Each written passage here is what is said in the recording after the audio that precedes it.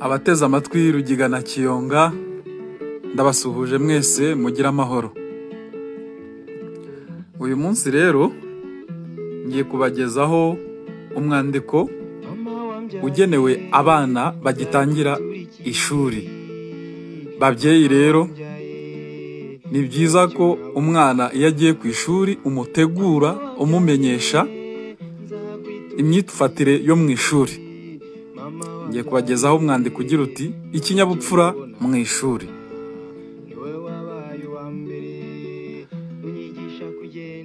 Umunyeshuri warezwe neza usanga anogeye bose, kuko bamusangana ingiro n'imvugo bishimishije. Usanga yubaha abakuru, abana neza n'urungano n'abamugwa mu ntege. Mbese imyifatire ye ari nta makemwa. Mu ishuri iyo amaze gusuhuza mwarimu amutega amatwi, akumva ibyo amwigisha, maze akayora atyo ubwenge bwinshi. Iyo mwarimu agize icyo amubaza amusubizanya icyubahiro, kuko ari umuntu mukuru kandi w'umubyeyi mu ishuri ashinzwe. Agakorana umwete ibyo mwarimu amutegetse. Umunyeshuri aritonda akaguma mu mwanya bamuhaye, ntabuze bagenzi be gukora icyabazanye, abaganiriza, abakinisha, abakubaganya, abarangaza. Umunyeshuri yari mu bandi ntapfa kuroha ibigambo abonye byose, bitukana, bisebanya cyangwa bitavugirwa mu ruhame, n'ubusanzwe kera bitaga imvugo ya gishumba.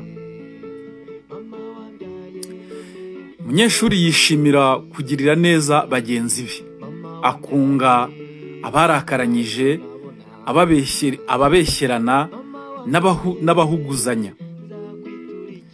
Iyo arezwe ibinyoma ndetse wenda agahanwa arengana, yiregura nta burakari kandi ntarware inzika, bityo akirinda inabi, dore ko ariyo iteranya abantu ikaba gasenyamiryango. Iyi ni inama nziza rero babyeyi, mukijya gutangiza abana banyu ku mashuri, ni byiza ko iyi mpanuro nayo mwakayibahaye ikaba impamba bajyanye. Mugira amahoro, mukore subscribe, share, like na comment.